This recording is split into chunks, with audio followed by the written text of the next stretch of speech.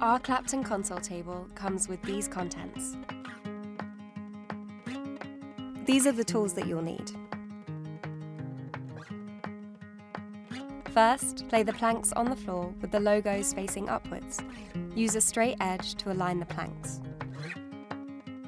Then attach the shelf plank between the two legs using the bolts and Allen key provided. If needed, screw the height adjustable feet into the bottom of the legs. Place the leg frame with shelf upside down on top of the table planks, making sure to centralize the frame within the width and length of the console table.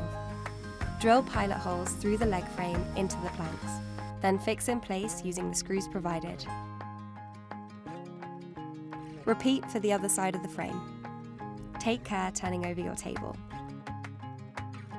Now style and enjoy!